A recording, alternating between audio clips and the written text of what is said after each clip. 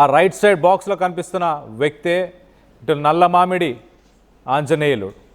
So మొత్తానికైతే తన ఫోన్లో దాదాపు 7,000 పైన 7,000కు సుమారు 7,000కు పైగా ఇటు యువతులకు సంబంధించిన ఫోటోలు వీడియోలు. మరి అంతమంది ఫోటోలు వీడియోలు ఎందుకు సేకరించినట్టు, ఆ ఫోటోలు వీడియోలో ఏముంది? స్థానికులు మొత్తానికైతే ప్రస్తుతానికి ఆందోళనకు చేపట్టారు. మనం కింద లెఫ్ట్ సైడ్ విజువల్లో చూస్తున్నాం. ఇటు ఆంజనేయులకి కఠిన శిక్ష వేయాలంటూ తమకు అప్పగించాలి అంటూ స్థానికులు కోరుతున్నారు. ఒకసారి స్థానికులు ఏమంటున్నారు, అసలు తన ఫోన్లో ఏం వీడియోలు ఉన్నాయి ఏంటి, స్థానికుల మాటల్లోనే ఒక్కసారి వినే ప్రయత్నం చేద్దాం.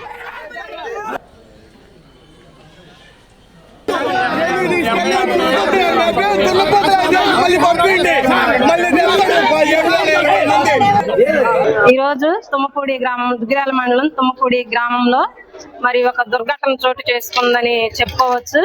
ఎందుకంటే ఈరోజు మహిళలకు స్వేచ్ఛ గౌరవం ఉన్న మహిళా దినోత్సవం ఈరోజు.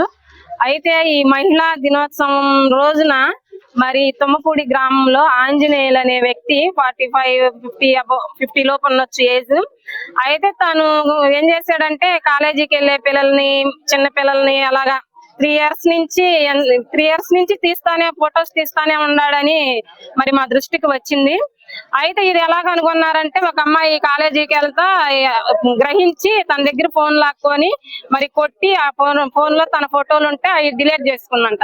ఆ డిలీట్ చేసుకున్న తర్వాత మరలా చూస్తామంటే వేరే తనకు సంబంధించిన అమ్మాయి ఫోటో వచ్చింది. అలాగా చాలా ఫోటోలు వచ్చేసరికి తన్ని ఎందుకు ఇలా తీసేవని